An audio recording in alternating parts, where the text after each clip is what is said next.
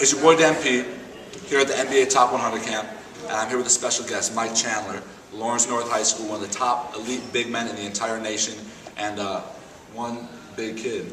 We first met him a few years ago at the Pangos All-Midwest Freshman-Sophomore camp.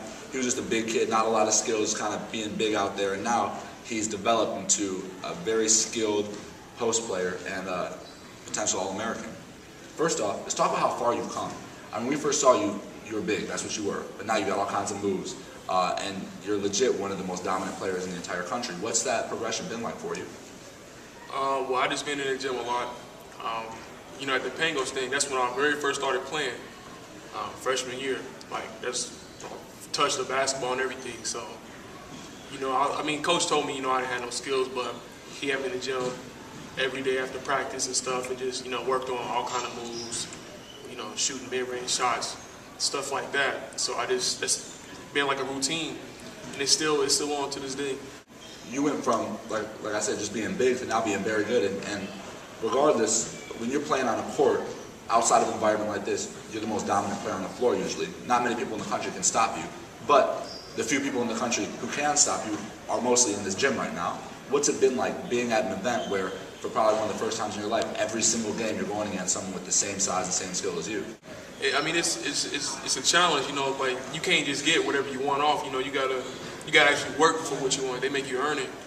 So, I mean, it's been challenging. It's a lot of good competition. You got good defenders, the bigs. So. And you're from Indiana, which is Pacers territory, but I got a feeling you like the Bulls because Derrick Rose, right? Yeah. And I know that's your boy. You played some ball with his AU team. Talk about that experience, and if you met D Rose, kind of what's it been like, and kind of advice he might have given you. I talked to him a couple times. He just told me, you know, stay humble and just keep working. Shout out to Coach Muhammad, Wayne, and Reg. You said Reggie Rose? Yeah. That's my guy. What's up, Reg? He did, you know, Wayne and Reg, they tell me the same thing. So I mean, I just keep that in mind. He told that to me and Ryan, both my teammate. So. Yeah, and talk about that. Ryan's a kid who came into this event probably ranked 55, 60 in the country, but there has not been a higher scoring guard in this camp. He's been really getting it in. Did you see that coming? You knew he was going to get it in when he got here?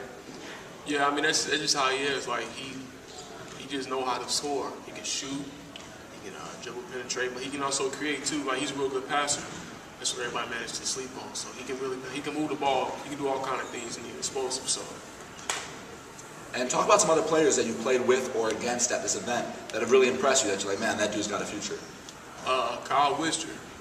We just played him in the Toilet Bowl series, but he got a nice skill set. You know, he's big, he can shoot.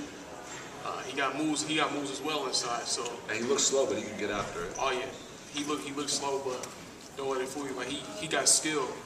He's gonna be real nice.